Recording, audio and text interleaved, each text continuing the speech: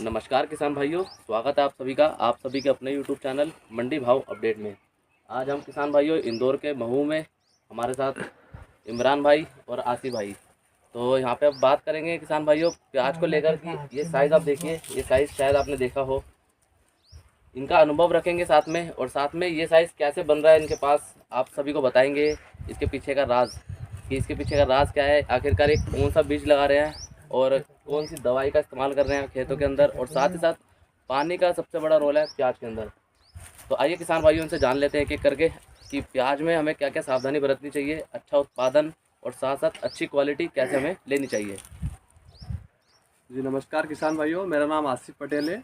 मैं ग्राम शाहदा, तहसील महू, जिला इंदौर से हूँ। जी अभी जो आप प्याज देख रहे हो, ये मेरे हाथ में जो है प्याज है। इस तरह की प्याज सभी मेरे खेतों में सभी प्याज इस तरीके से बन चुकी है। 3 महीने के करीब की प्याज हो गई है। इसमें मैंने पर्याप्त पानी, पर्याप्त खाद और पर्याप्त दवाई उड़ाई है। तो आपने पूरा कितने बीघे पे प्याज लगाया इस बार? जी मैंने लगभग इसमें पूरे 14 से 15 बीघा की प्याज लगाई है। तो आपको कितना खर्चा आया इसमें? इसमें करीब करीब मुझे पूरी 14-15 बीघा पे 40 से 50 हज़ार का खर्च आया है प्रति बीघा पे? जी नहीं, प्रति बीघा नहीं, पूरे 15 पूरे 15 पे 40 से 50 हज़ार का बीज इनके घर का स्वयं का था। बीज हमारे घर का था। ठीक है। तो किसान भाइयों ये अभी आपने जैसे सुना कि सारा बीज जो भी इनका था वो खुद का स्वयं का था घर का, और इस बार मुझे लगता है कि बीज की भी समस्या होगी। जैसे कि इनका बीज हर वर्ष 15-20 किलो 25 से 30 केजी 25 से 30 किलो बनता था इनका, लेकिन अब की बार सिर्फ 5 किलो के आसपास ही देखने को मिलेगा। तो एक चीज़ मुझे पूछनी थी कि ये प्याज का जो साइज़ है ये इतना साइज़ कैसे बन जाता है? क्योंकि बाकी आप भी पानी दे रहे हो, बाकी किसान भी पानी दे रहे हैं, और आप भी बीज लगा रहे हो, बाकी किसान भी लगा रहे हैं, दवाइयाँ दे रहे हैं, आप भी दवाइयाँ दे रहे हैं। तो इसके पीछे का आखिरकार क्या राज है? इसका असल मसला ये है कि इसमें समय पे पानी देना है, किस समय पे पानी देना है किस समय पे कितना पानी लगाना, उस हिसाब से पानी दिया है इसमें। उस हिसाब से ये प्याज इस तरीके से बनी है। अभी ये कितने दिन का हो चुका है? ये करीब 3 महीने का प्याज हो चुका है अभी। 3 महीने का हुआ। तो अभी इसमें एक पानी और लगेगा? बस इसमें अब आखिरी पानी बचा है। अच्छा, तो किसान भाइयों अभी आप देख रहे हैं खेत पूरा का पूरा पीछे, इसमें अभी एक पानी और लगेगा, उसके बाद इसका साइज़ मुझे लगता है कि कहाँ जाएगा आप खुद देख लेंगे। बाकी हाँ, इसमें कुछ प्याज ऐसा भी है जिसमें अभी साइज़ और बनेगा जी, और वो बनकर कुछ ऐसा ही हो जाएगा। तो बाकी अब बात करते हैं किसान भाइयों हम इमरान जी से। तो आइए इमरान जी बताइए हमारे किसान भाइयों को और मार्गदर्शन कीजिए। जी मैं इंदौर ज़िले के महू तहसील के गांव केवटी से हूं। मेरा नाम इमरान पटेल है। और ये जैसा कि आप फसल देख रहे हैं, इसमें जो है हमें पानी जो है हमारे किसान भाई गलती ये करते हैं कि एक तो खेतों के अंदर जो पानी चलाते हैं वो जितनी फसल को ज़रूरत रहती है उससे ज़्यादा पानी देते हैं, और हमको फसल को पानी उतना देना है कि जितनी फसल को ज़रूरत हो। अगर हम ज़रूरत के मुताबिक उसमें फर्टिलाइज़र और ज़रूरत के मुताबिक खाद देंगे और ज़रूरत के मुताबिक अगर पानी की सिंचाई करेंगे तो हमारी प्याज की फसल भी अच्छी बनेगी, उसमें बीमारी का प्रकोप कम आएगा, दवाइयों का खर्चा कम होगा। और अगर हम उसमें समय के अनुसार पानी नहीं चलाएंगे और पानी अगर ज़्यादा देंगे तो अभी क्या मौसम ख़राब है, उसकी वजह से बीमारियों का अटैक हमारी फसलों में ज़्यादा होगा।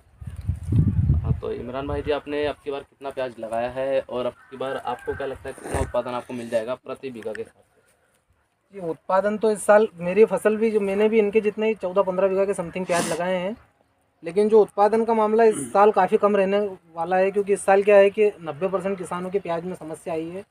प्रोडक्शन काफ़ी कम रहेगा, पिछले साल जो प्रोडक्शन था उससे आधा ही रहेगा। जो बहुत अच्छे किसान हैं, जो बहुत अच्छे से मेहनत करते हैं, जैसे हमारा आसिफ भाई जैसे, उनका ही प्रोडक्शन पूरा निकल पाएगा, वरना प्रोडक्शन आधा रहने की उम्मीद है। इस बार बीमारी बहुत ज़्यादा है, फंगस का अटैक फसलों में बहुत हुआ है, झुलसा रोग भी फसल में आया है। तो इसलिए जो पछेती फसल थी जिनकी जो जनवरी एंड में और फरवरी में लगी थी वो ख़राब हो चुकी है पूरी तरह से, तो उनकी साइज़ नहीं बन पाई। तो आपका इस तरीके का प्याज बन जाएगा? हाँ, कोशिश यही है। प्याज अभी हमारे इसमें भी अभी पानी चलेगा, प्याज में पानी चलेगा। चल रहा है प्याज अभी। अभी कितना पानी लगा है अपने खेत में? मेरे खेत में अभी एक पानी, तो जो आगे थी प्याज उसमें एक लगेगा, और जो पछेती है उसमें 2 से 3 पानी और लगेंगे। तो मतलब किसान भाइयों आप देख सकते हैं कि इंदौर के महू में गांव का नाम क्या बताया आपने?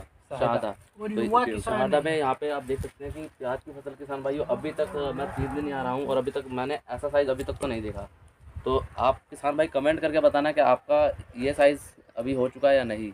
मुझे लगता है कि शायद काफ़ी कम किसान भाई होंगे जिनका ऐसा युवा साइज़ का। प्रगतिशील किसान है, इन्होंने अपना एजुकेशन करके खेती को ही चुना है, फार्मिंग को, और बहुत अच्छी खेती कर रहे हैं। तो आप थोड़ा हमारे किसान भाइयों को बताइए कि वो क्या क्या गलती करते हैं शुरुआत से लेकर अंत तक, और उसके बाद उनको क्या क्या सावधानी रखनी चाहिए। मैं किसान भाइयों से यही कहना चाहूँगा कि शुरू में जो छोटी फसलें होती है या लगती है, उस समय पानी को नियमित तरीके से दें, जल्दी जल्दी पानी ना छोड़ें, पानी को सही अवस्था में आने पर ही छोड़ें, और जितना खाद लगता हो उस हिसाब से खाद का पूरा संतुलन बनाकर ही खाद को दें, वरना अन्यथा बिना बेवजह कोई खाद ना दें, जिससे संतुलित खाद बने और सही से प्याज बन जाए। तो कई बार हमारे किसान भाई मतलब बीज भी अच्छा लगा देते हैं, लेकिन उसके बाद खाद भी अच्छा मतलब अच्छी तरह से प्रॉपर पानी भी सही से मिल रहा है, लेकिन किसी ना किसी तरीके से जैसे अंत में जैसे प्याज पे कोई रोग आ गया या कुछ आ गया, तो उसके लिए उनको क्या करना चाहिए? जैसे थ्रिप्स आ गई तो उसके लिए क्या करना चाहिए? अगर जलेबी रोग की शिकायत आ रही है उसमें, तो उसके लिए क्या करना चाहिए उस पे आपके समय हिसाब समय से? पे दवाइयों का स्प्रे करना चाहिए। दवाइयाँ कौन कौन सी होती दवाइयाँ हैं जैसे एक हम घरडा की जो पॉलिश आती है उसका इस्तेमाल करते हैं थ्रिप्स आने पे, जिसमें फिप्रोनिल 40% और इमिडाक्लोरोपिड 40% है, वो थ्रिप्स पे अच्छा काम करती है। और स्टार्टिंग में जो है हम प्रोफेनो और प्लस साइफरमेथ्रिन प्लस एसीफेट का यूज़ करते हैं, वो भी काफ़ी अच्छी दवाई है।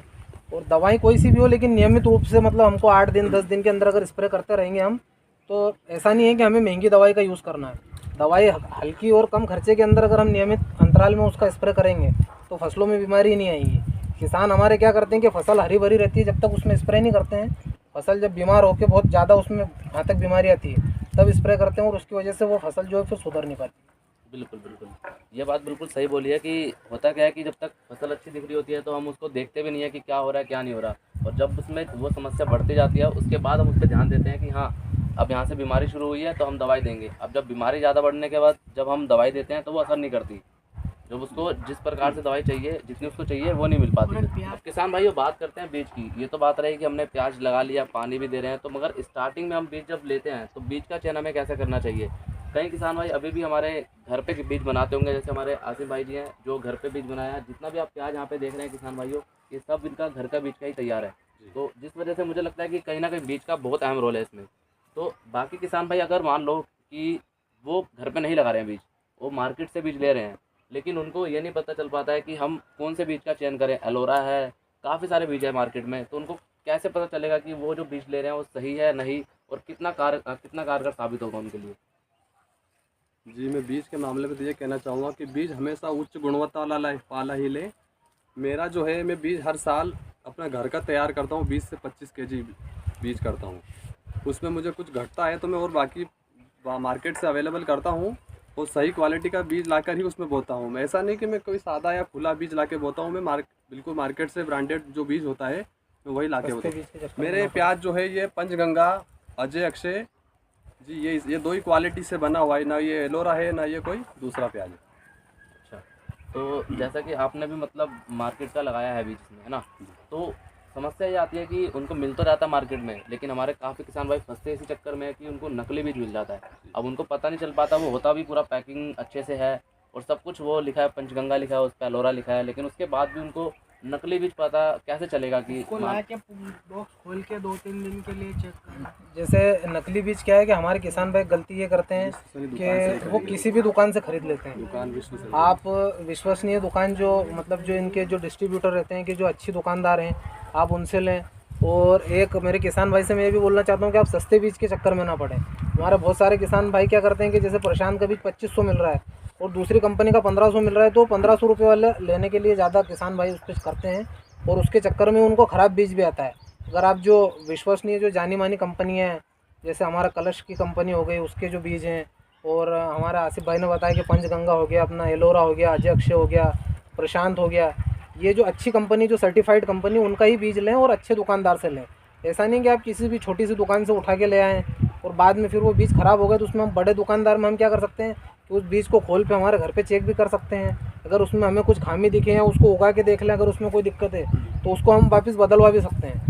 विश्वास पात्र दुकान से खरीदे बीज। बिल्कुल बिल्कुल बिल्कुल सही बात बोली है। देखो किसान भाइयों, जब भी आप बीज लेने जा रहे हो तो उसमें ये मत देखो कि वहाँ 200 रुपये सस्ता मिल रहा है या 300 रुपये सस्ता मिल रहा है, महंगा मिल रहा है। आपको वहीं से लेना चाहिए जहाँ से आप लंबे समय से ले रहे हैं और आपको लग रहा है कि वो आज 100 रुपये आपको महंगा दे रहा है, आपको ले लेना चाहिए, क्योंकि आप काफ़ी समय से वो बीज इस्तेमाल कर रहे हैं। अब आप ऐसे करोगे किसान भाइयों, आप 100 रुपये सस्ता लोगे तो आपको वहाँ कहीं ना कहीं वो 100 रुपये सस्ता आगे जाके आपको वो काफ़ी महंगा पड़ने वाला है। तो इस चीज़ का खास तौर पर ध्यान रखें। बाकी एक बात और पूछनी थी मुझे कि काफ़ी किसान भाई क्या करते हैं कि पानी का उनको काफ़ी वो रहता है कि हम अपने खेत में कितना पानी दें। जैसे आपको अच्छा खासा अनुभव है अपना कि अभी एक पानी और देना है आपको, लेकिन कई बार क्या होता है कि मैंने देखा भी कल हम गए थे कहीं गांव में, तो वहाँ पे पूरी तरह से पानी हो चुका था, साइज़ भी बन चुका था, लेकिन उसके बाद भी किसान भाइयों ने पानी मतलब दे रहे हैं, अभी भी चालू है। तो इसका कैसे उनको रखना चाहिए कि पानी कितना देना चाहिए और कब देना चाहिए?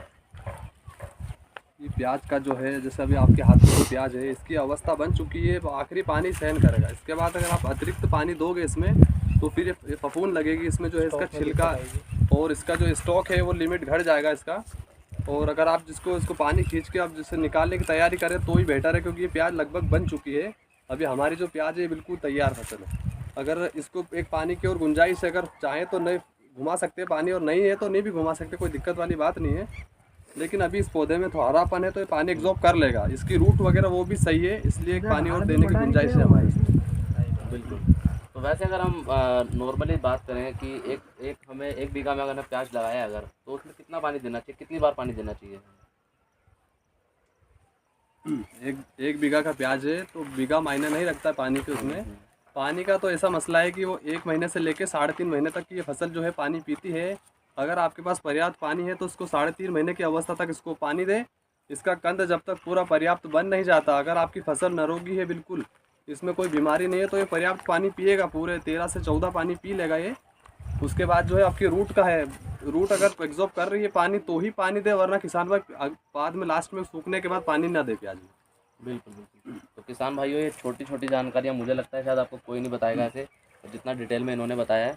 बाकी इनका पूरे क्षेत्र में बम्पर उत्पादन और क्वालिटी उत्पादन अभी तक जहाँ तक मुझे जानकारी मिली है उसके हिसाब से आपको बता रहा हूँ मैं। बाकी कोई भी किसान भाई अपना प्याज लगा रहे हैं तो जो बातें बताई गई हैं इनका खास तौर पे ध्यान रखें। और अभी एक सवाल आपसे और होगा कि यहाँ पे जितना भी आप प्याज लगा रहे हो, ठीक है, आपने जितना भी लगाया, तो क्या सब स्टोर करने का विचार है या फिर मंडी में ले जाने का विचार है अभी? वो मार्केट के ऊपर डिपेंड करता है। जैसे अगर हम खेतों में से प्याज निकालेंगे और हमें अगर अच्छा 12 से 15 रुपये अगर हमें मार्केट मिला, तो फिर हम उसमें से आधा अपना प्याज निकाल देंगे और जो आधा प्याज है वो स्टॉक करेंगे। और वो भी फिर समय समय पे जैसा हमें भाव मिलेगा अच्छे भाव में उसको समय समय पे बारी बारी। और किसान भाइयों को यही करना भी चाहिए, अपना पूरा प्याज जो वो स्टॉक नहीं करना चाहिए। अपना जो आधा प्याज है वो निकाल के अपनी जो लागत है वो हमें निकाल लेनी चाहिए। और फिर जो हमारा बचा हुआ प्याज है उसको भी हमें समय समय पे निकालते, ये नहीं कि हमें 50 रुपये 100 रुपये मिलेगा भाव तो हम बेचेंगे, उस लालच में हमारे बहुत सारे किसान भाई घाटा खाते हैं। बिल्कुल बिल्कुल। तो किसान भाइयों, ये जो भाव का हर बार रहता है कि भाव क्या रहेगा, हमें भाव मिलेगा नहीं मिलेगा, ये सभी के मन में एक सवाल रहता है सबसे बड़ा। और हम इसको देखते हुए क्या करते हैं, हर बार की प्याज को रोक के रखते हैं। और लंबे समय तक रोकना भी ज़्यादा ठीक नहीं है कि उससे एक वजन कम हो जाता है। तो इतना रोकें कि उसको उसका भाव मिल सके हमें। अब एक सबसे बड़ा लास्ट और जो हमारे सभी किसान भाइयों का सवाल होगा कि इस बार भाव क्या रहेगा आपके हिसाब से? जैसे इस बार भाव तो क्या है कि प्रोडक्शन, जैसे हमारे एरिया में जो मैं जिस एरिया में रहते हैं हम, उस एरिया में तो बहुत सारा फसल में नुकसान है, बहुत ज़्यादा नुकसान है। मतलब अभी तक मुझे 4-5 साल 6 साल हुए हैं खुद को खेती संभालते संभालते मेरी खेती को। अभी तक इतने स्प्रे हमने कभी अपने प्याज की फसल में नहीं किए हैं। इतनी ज़्यादा दवाइयों का स्प्रे हुआ है और उतनी ज़्यादा फसल भी ख़राब है इस साल। फंगस की समस्या बहुत आई है, झुलसा रोग बहुत लगा हुआ है। तो भाव का तो कुछ कह नहीं सकते हैं।